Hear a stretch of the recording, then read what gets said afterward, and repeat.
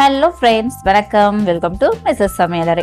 நாம இன்னைக்கு பார்க்க போற ரெசிபி என்னன்னா, இப்போ குழந்தைங்க எல்லாருக்குமே ஸ்கூல் லீவ் விட்டாச்சுங்க. டெய்லி எதனா ஒரு ஸ்நாக்ஸ் நம்ம பண்ற மாதிரி இருக்கு. அதுல இன்னைக்கு நம்ம ஃபர்ஸ்ட் பார்க்க போறது ரொம்ப ஈஸியா ஒரு 10 நிமிஷத்துல செய்யக்கூடிய குழி பணியாரம், இனிப்பு குழி பணியாரம் எப்படி பண்றதாங்க நம்ம இன்னைக்கு பார்க்க போறோம். அதுக்கு முன்னாடி நம்ம சேனலுக்கு இப்பதான் ஃபர்ஸ்ட் டைம் வரைக்கும் மறக்காம சப்ஸ்கிரைப் பண்ணிக்கோங்க. வாங்க இந்த குழி பணியாரம் எப்படி பண்றதுன்னு பார்க்கலாம். இந்த பணியாரம் பண்றதுக்கு நம்ம வெல்லம் கரைச்சிக்கலாம். அதுக்கு ஸ்டவ்ல ஒரு பாத்திரம் வச்சுட்டு 1 கப் வெல்லம் எடுத்துக்கலாம். அதே கப்ல 1/2 கப் தண்ணி சேர்த்துக்கலாங்க. இதுல சேர்க்க வேண்டிய பொருட்கள் எல்லாத்தையுமே நம்ம வீட்டுல இருக்க சாதாரண பவுல்லயே அளந்துக்கலாங்க. இதே பவுல்ல எல்லா அளவுகளையும் நம்ம அளந்துக்கலாம். இப்ப இந்த வெல்லம் நல்லா கரைஞ்சு கொதிக்கணும். பாருங்க, நல்லா கொதி வந்துடுச்சு. இப்ப ஸ்டவ் ஆஃப் பண்ணிடலாம். இது அப்படியே இருக்கட்டும்.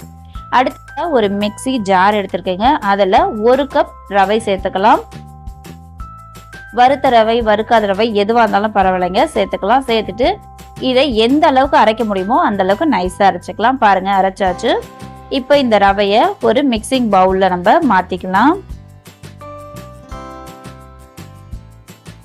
இந்த ரவை முடிஞ்ச அளவுக்கு நைஸா அரைச்சிக்கோங்க. பாருங்க, இந்த அளவுக்கு நான் நைஸா அரைச்சிருக்கேன். இப்போ இது கூடவே ரவை அளந்தோம் இல்லையா, அதே பவுல்ல 1/2 கப் கோதுமை மாவு சேர்த்துக்கலாம். நீங்க கோதுமை மாவுக்கு பதிலாக மைதா கூட சேர்த்துக்கலாங்க.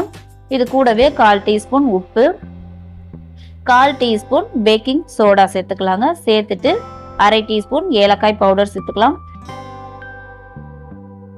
இப்போ இது எல்லாத்தையும் நம்ம ஸ்பூனை வச்சு நல்லா மிக்ஸ் பண்ணிக்கலாங்க. பேக்கிங் சோடா கண்டிப்பா சேர்க்கணும், அப்பதான் நமக்கு பணியாரம் நல்லா சாஃப்டா வரும். இப்போ இதை மிக்ஸ் பண்ணி விட்டதுக்கு அப்புறமா நம்ம வெல்லம் கரைச்சிக்கோ இல்லையா, அதை வடிகட்டி சேர்த்துக்கலாம்.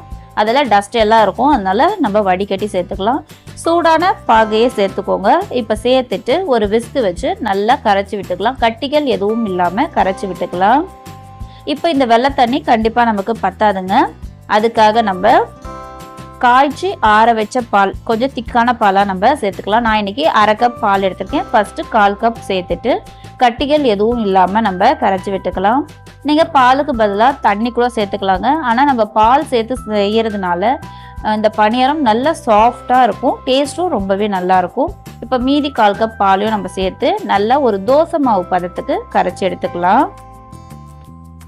உங்களுக்கு பாலோட அளவுகள் பத்தலை அப்படின்னா இன்னும் கூட கொஞ்சம் சேர்த்துக்கோங்க. எனக்கு 1/2 கப் பால் பத்தலை, இன்னும் ஒரு 1/4 கப் பால் சேர்த்து இதை இப்போ நான் தோசை மாவு பதத்துக்கு கரைச்சி விட்டுக்க போகிறேன். பாருங்கள், மாவு நல்லா ஸ்மூத்தாக நம்ம கரைச்சி விட்டாச்சு. இந்த அளவுக்கு வந்ததுக்கு அப்புறமா இப்போ ஒரு தட்டு போட்டு ஒரு 5 நிமிஷம் மட்டும் மூடி வச்சுக்கலாம். இப்போ ஒரு 5 நிமிஷம் ஆயிடுச்சு. நமக்கு அந்த ரவை நல்லாவே ஊறி வந்திருக்கு. இப்போ ரொம்ப திக்கா இருந்துச்சுன்னா இன்னும் கூட கொஞ்சம் தண்ணி இல்லைன்னா பால் சேர்த்து மிக்ஸ் பண்ணிக்கோங்க. எனக்கு கரெக்டாகவே இருக்கு. இப்போ நம்ம பணியாரம் ஊற்றிக்கலாங்க. அதுக்கு ஸ்டவ்ல ஒரு பணியாரக்கல் சூடு பண்ணியிருக்கீங்க. அதில் ஒவ்வொரு குழியிலையும் கொஞ்சம் கொஞ்சமாக நெய் சேர்த்துக்கலாம். நெய் சேர்த்துட்டு மாவை நான் ஒரு டம்ளர்ல சேர்த்துருக்கேங்க. டம்ளர்ல சேர்த்து நம்ம இந்த குழி பணியாரம் ஊற்றும் போது சிந்தாம நமக்கு வரும். அதனால இது வாட்டமாவே இருக்குங்க. நம்ம ஸ்பூன்ல எடுத்து ஊத்துறதை விட இதுல வாட்டமா இருக்கும். இப்போ எல்லா குழிலையும் ஊற்றியாச்சுங்க. இப்போ ஒரு மூடி போட்டு மூடி ஒரு 30 செகண்ட் மட்டும் இது வேக வைக்கலாம். இது ஒரு பக்கம் நல்லா வெந்து வரட்டும். இப்போ ஒரு 30 செகண்ட் ஆயிடுச்சுங்க. இப்போ ஓப்பன் பண்ணி பார்க்கலாம். ஒரு பக்கம் நல்லாவே வெந்திருக்கு. இப்போ இதை நம்ம திருப்பி போட்டுக்கலாம். பாருங்க, நல்லா கலர்ஃபுல்லா நமக்கு ரெடி ஆயிட்டு வருது. திருப்பி போட்டதுக்கு அப்புறம் அந்த சைடும் ஒரு 30 செகண்ட் மட்டும் இருந்தா போதும். திருப்பி விட்டு நல்லா வேக வச்சு எடுத்துக்கலாம். இப்போ நல்லாவே வெந்துடுச்சு. நமக்கு நல்ல ஒரு கலர்ஃபுல்லா சூப்பரா பணியாரம் ரெடி ஆயிடுச்சு. நான் எடுத்திருக்க மாவுக்கு எனக்கு 3 பேட்சா வந்துச்சுங்க. இப்போ இது எல்லாத்தையும் எடுத்துட்டு நான் மீதி இருக்க மாவுலையும் நான் பணியாரங்கள் ஊத்திக்கிறேன். அவ்வளோதாங்க, சூப்பரான நல்ல சாஃப்டான டேஸ்டான குழி பணியாரம், அதுவும் இனிப்பு குழி பணியாரம் நமக்கு ரெடி ஆயிடுச்சு. இதில் நம்ம பால் சேர்த்து செஞ்சுருக்கிறதுனால நல்லா சாஃப்டாக இருக்குங்க நமக்கு பணியாரம் சாப்பிட்றதுக்கு. இதே அளவுகளோட நீங்களும் ஒரு வாட்டி கண்டிப்பாக ட்ரை பண்ணி பாருங்கள். இந்த வீடியோ உங்களுக்கு பிடிச்சிருக்கும்னு நினைக்கிறேன். பிடிச்சிருந்தா மறக்காமல் நம்ம சேனலை சப்ஸ்கிரைப் பண்ணிக்கோங்க. கூட வர பெல் பட்டனையும் கிளிக் பண்ணிக்கோங்க. அப்போ தான் நான் போடுற வீடியோலாம் உங்களுக்கு நோட்டிஃபிகேஷனாக வரும். லைக் பண்ணுங்கள், ஷேர் பண்ணுங்கள், கமெண்ட் பண்ணுங்கள். தேங்க்ஸ் ஃபார் வாட்சிங்.